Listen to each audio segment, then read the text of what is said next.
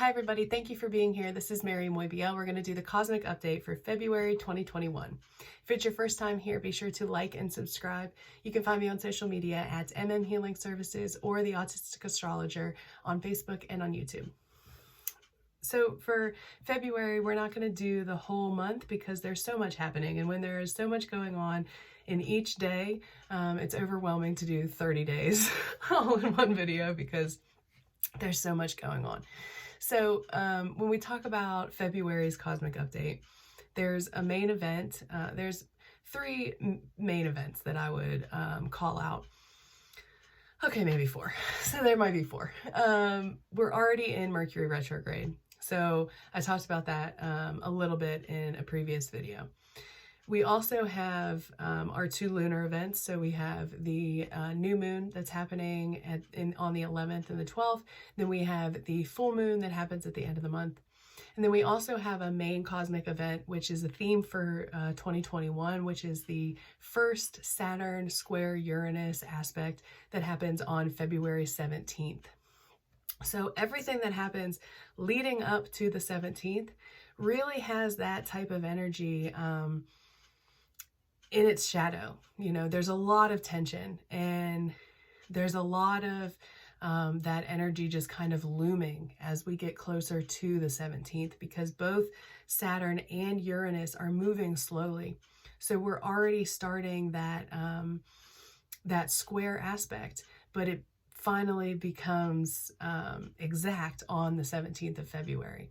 So if you haven't already checked out that video, you can find the description in the, or you can find the link in the description. You can also check it out on my page directly, but it will be under the 2021 themes.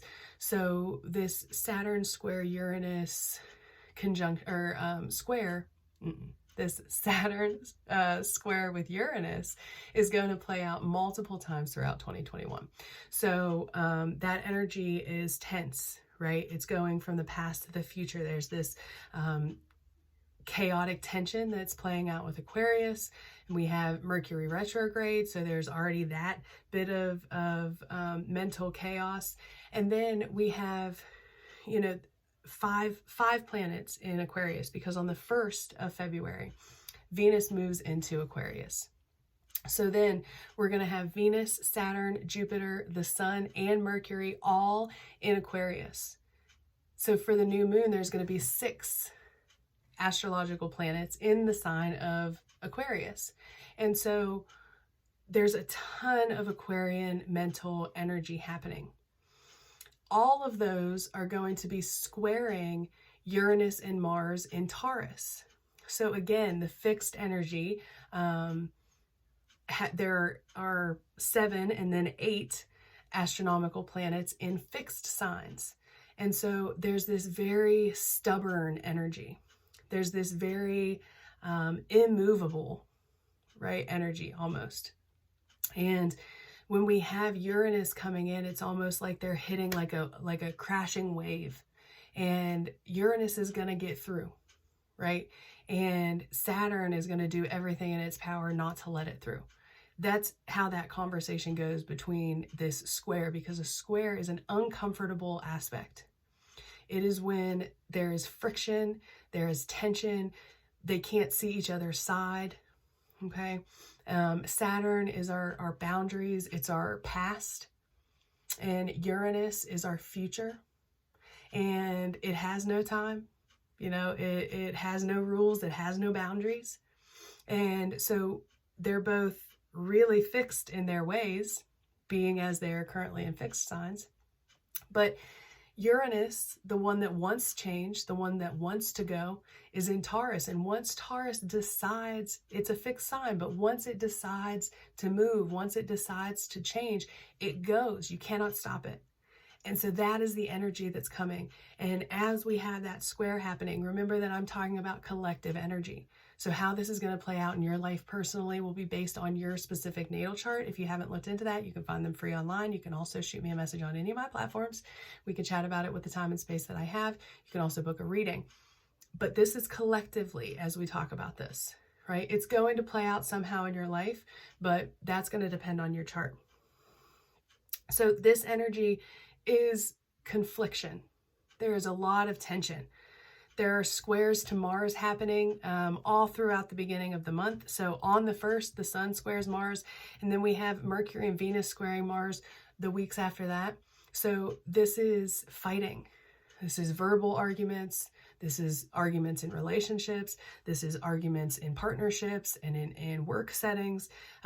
This is, being overly confident. This is being a bully, right? We're in Aquarius. Aquarius is the sign mantra I know, which means it's mental. They want to know everything. They go down rabbit hills. They want to figure everything out. But also the shadow side of it is getting stuck in that being the only way.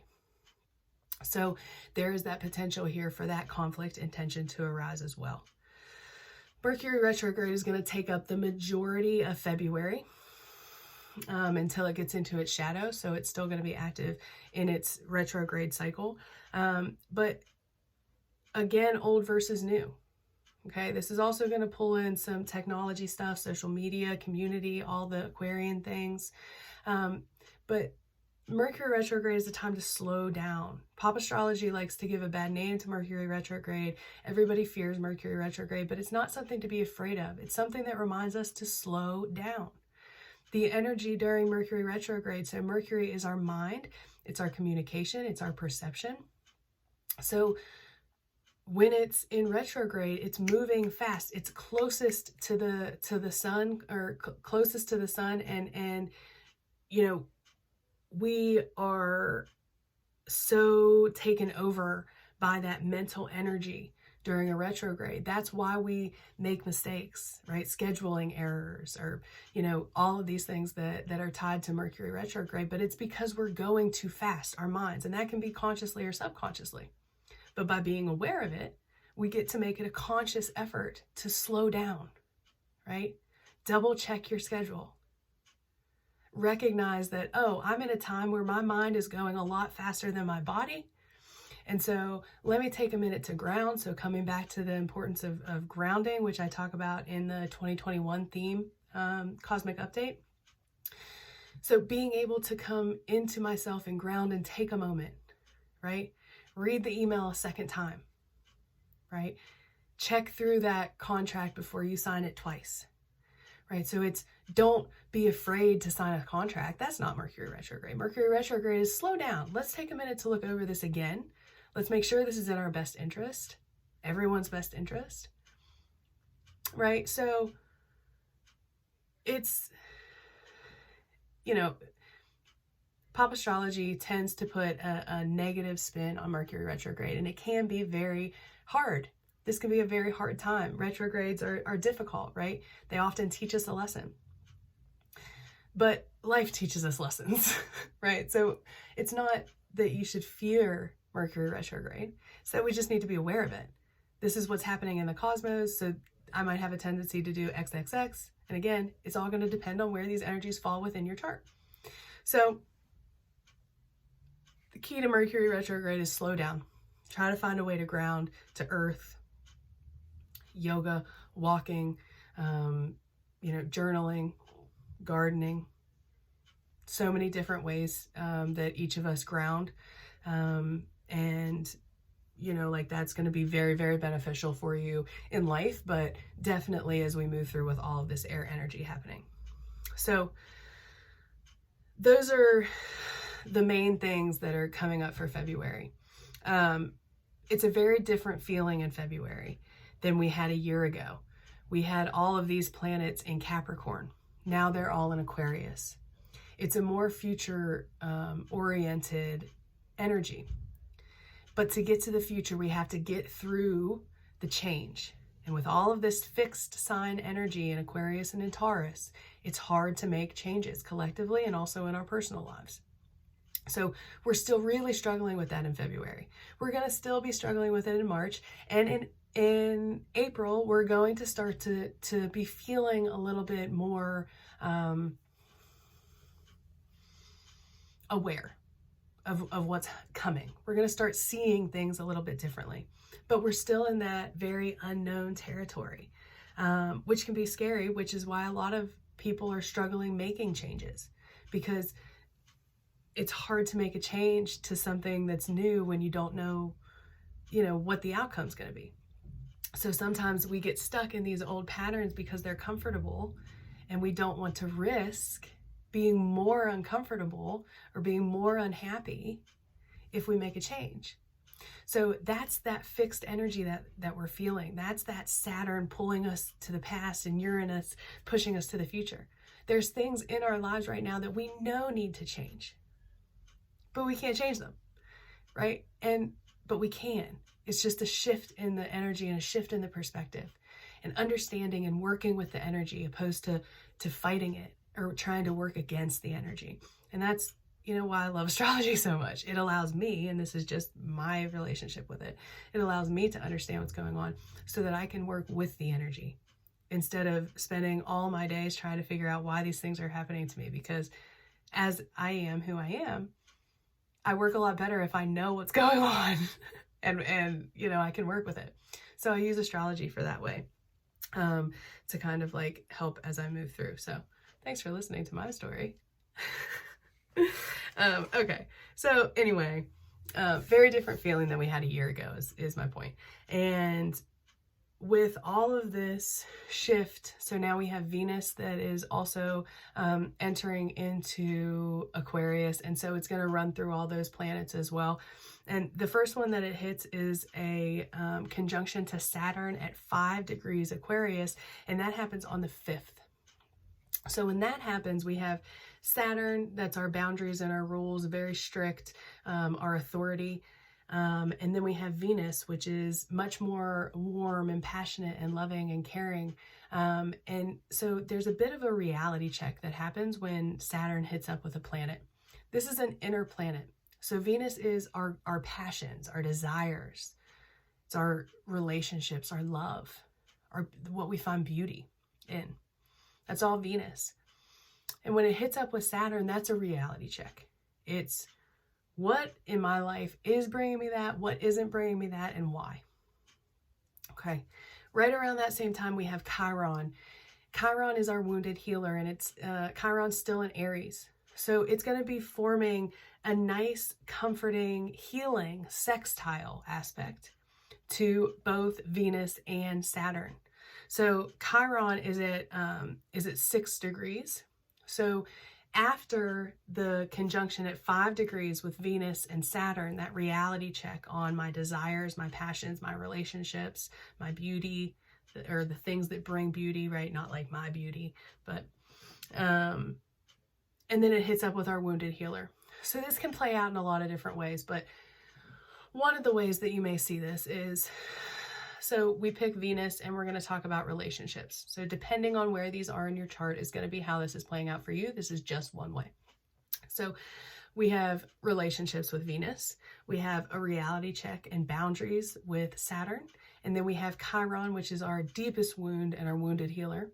And so we have a wound that has caused us to put up boundaries or limits on ourselves in relationships.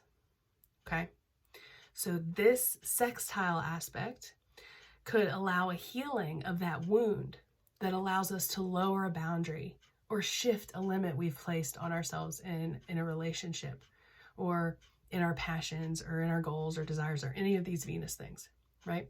So we have the opportunity for healing, and this is going to be the 4th, the 5th, the 6th, the 7th, even into the 8th, where Chiron is forming this nice healing opportunity for us to heal one of our wounds that allows us to shift our boundaries, to be able to either dive deeper into our relationships or our passions, or again, whatever is coming up for you in your life right now with Venus.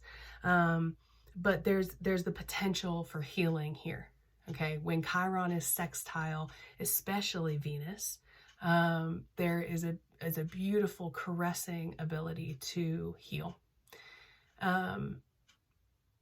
This could also go the other way, right? So we also have the shadow side of that, which is we get a deep wound that is triggered, right? There's a reality check. We react, right? We're in that same cycle. We react to the wound.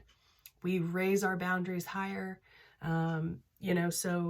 So keeping both ends in mind, because at the end of the day, we still have the Saturn-Uranus square that is still very prevalent in the energy. So we're still going to be pulled to the past, right? We're still being pulled to react like we have in the past. But Uranus is here as well, wanting to move forward, wanting to get out of these patterns, wanting to, burst through. And Uranus will. And how that happens, you have control of how we react to an extent, right? So obviously there are external factors always. And that's the importance of being able to figure out how to find your center and how to ground. And it's difficult and takes a lot of time. And again, if I can help support you in that in any way or provide you resources, please feel free to reach out to me on any of my platforms, because it is a process. But being able to find your center and ground and really listen to yourself and listen to your emotions is going to help you through this process of wounds, right? Chiron was super active in 2021. Chiron will stay active all through this year. So wounds are definitely being brought up. We have the nodes that are still very active in the mutable signs of Sagittarius and Gemini. Those will come into effect in the upcoming weeks as well. But so there's a lot of past, right? Our nodes are our karmic past and our karmic future. And so there's a lot of this back and forth pull that we're feeling. So being able to figure out how you're able to ground or find your center will be helpful as we move through all of these triggers and activations of our past that are essentially pushing us forward, but it can be really painful and really frustrating and annoying. So, that's just a little like side rant, I guess. So, okay. So let me check here and recenter my thoughts. I don't know if I've showed you guys this yet. My husband and our very good friend Emily made me this for Christmas, and I love it. Okay, so moving on. So that gets us through like the first week of February. As we move into the second week of February, we have Mercury retrograde that's now going to start coming over the planets that it's already gone through. So again, a retrograde. We are here. This is a point on your natal chart. The Mercury is coming this way in its regular orbit. Then it retrogrades back over that same point, and then it comes out of its retrograde stations back and comes back. So when Mercury starts crossing back over planets, there's going to be situations coming back up that have already happened in our life, and we've reacted one way. Okay. Again, Mercury retrograde is a time to slow down, to reassess a situation, and to learn, to go back and get out of patterns, right? So reassessing how you've handled this same situation, or yourself or the collective or whatever has handled this same situation, and how you're going to do it differently this time.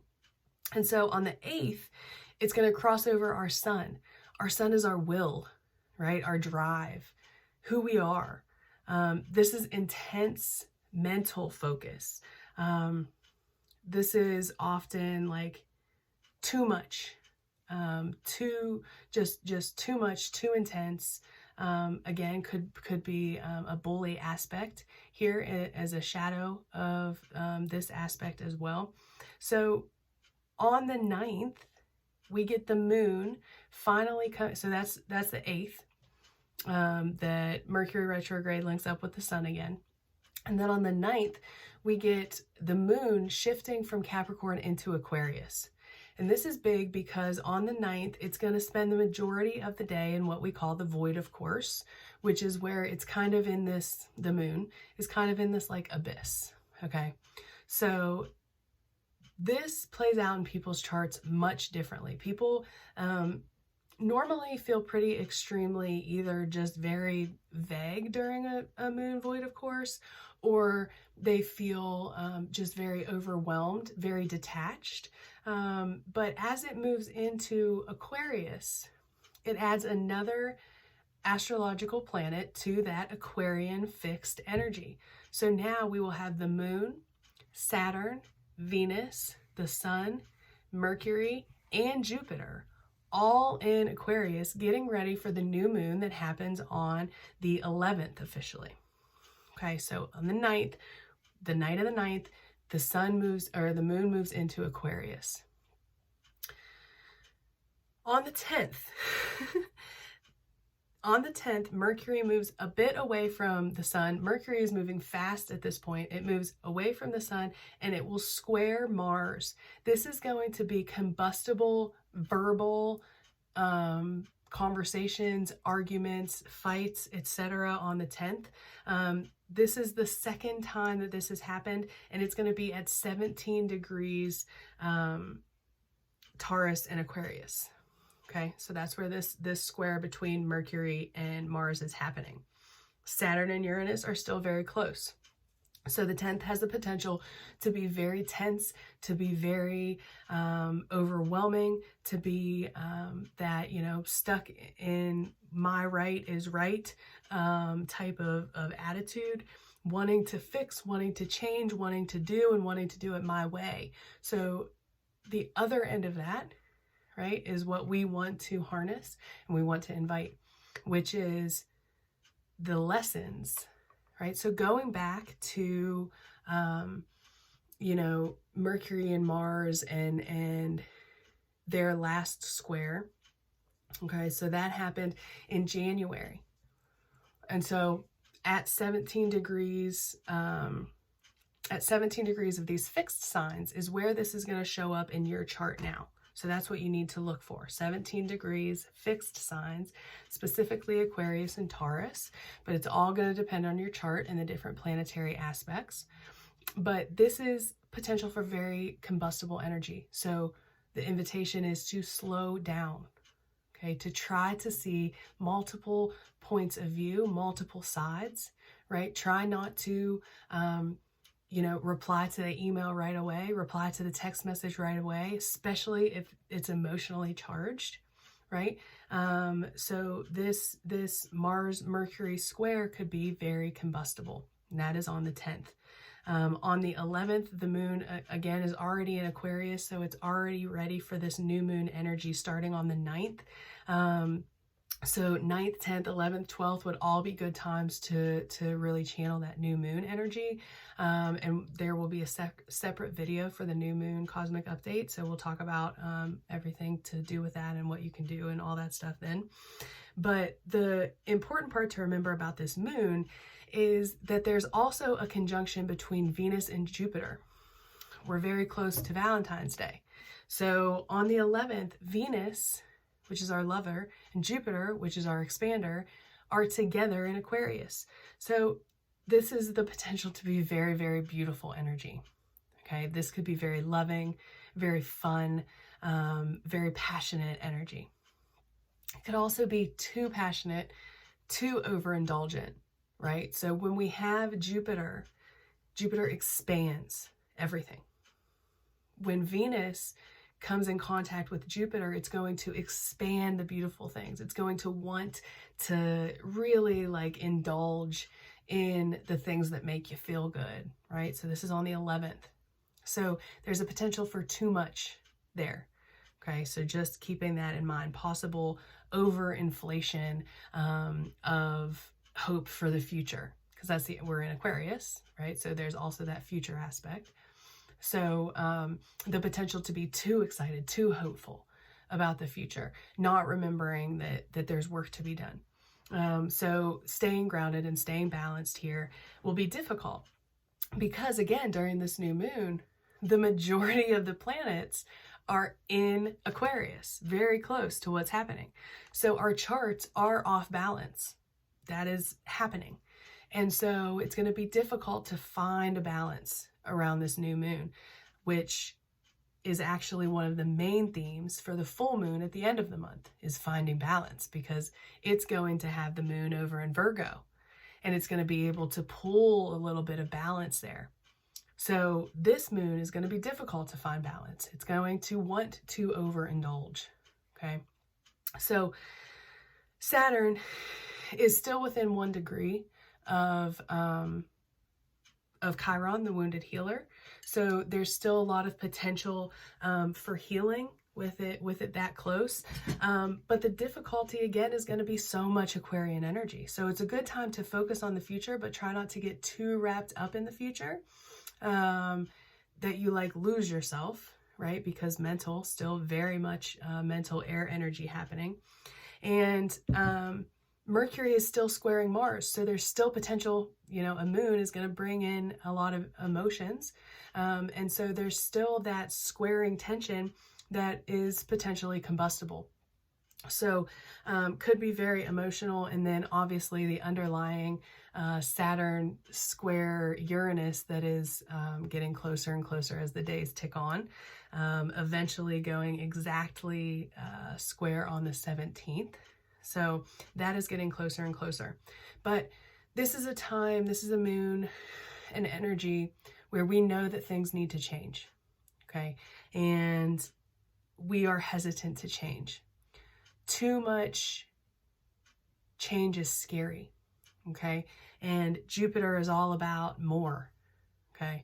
So just be cautious and be aware of how much is too much, and where we can give a little bit and where we can joy a little bit, and how we can stay grounded. You know, and you're going to hear me talk about it, and it's going to annoy me just as much as it annoys everybody else, but it's so important with all of this mental mind energy to be able to stay in your body and to be able to find your truth and find your center and find your, you know, what's right for you, and how you can not project that onto everybody else, right? That's all the work that we do inside. It has nothing to do with anybody else, right? So, you know, again, just the invitation to just be aware of the energy that's there. But the good part about this moon is the following days, it gives us a good potential for deep, beautiful growth. It brings hope for the future.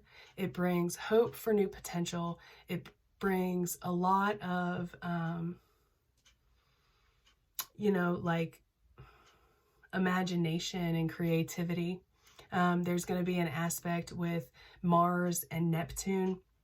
And I don't know the exact date for that. Hold on one second. On the 14th, I believe. Yeah, so we have Mercury that's going to pick up on a conjunction with Venus. That's not going to be a terrible thing, but that happens at 14 degrees. This is going to be communication around our Venus stuff, relationships, love, beauty, desires, passions. So that's going to be new conversation. So with retrograde, again, similar situation to one we've had before. Now we have more knowledge. Okay. And then we also have Mars and Neptune. So that is being creative about how to get things done, being imaginative about how to get things done. Mercury then conjuncts Jupiter. Jupiter again is our expander. So this is on the 14th. And this could, again, they can all go either way. If you watch me at all, you know, like there are so many different possible ways that this can show up for you. And with Mercury moving fast, going over Jupiter in Aquarius, this could be really loud conversation, okay? This could be, you know, too much communication, too much media, and too much mercurial things. But the new moon, again, there's also this really deep understanding of the future with Jupiter. Jupiter has a far and a distant perspective. They're able to see, they're farsighted. And so there's this potential of a shift in perspective or more understanding around the future. And this is following the new moon. So the new moon is a great time to release, right? So before the new moon, we release. And then when the new moon happens, it's a great time to plant seeds for the future. And this is no different. We're planting seeds here just like we did in the last new moon, and we're going to do it again in the next new moon. And then like I said, in April, when we get into April, we're going to really start to feel and be able to see a little bit of what we've been nurturing and culminating through the last years and months, etc., based on your journey. But, you know, great potential. Great potential. Could also be really, really emotional. Could be very combustible. So again, if you want to know how this is going to work for you specifically in your chart, you can schedule a reading on any of my platforms. You can also shoot me a message and I'll help you with the time and space that I have. You can also find me on Facebook at the Autistic Astrologer, join our group and have dialogue there as well. At the end of the day, this is all leading up to the square on the 17th, which happens between Saturn and Uranus. If you want to know more about it, check in the description for the link where I talk a little bit more about what that looks like. You know, I think it will be, well, we'll talk about it in an upcoming video. So I know this is a long one today, so I don't want to like keep rambling on, but just a lot going on, and I want you to know that you're supported and you're not alone.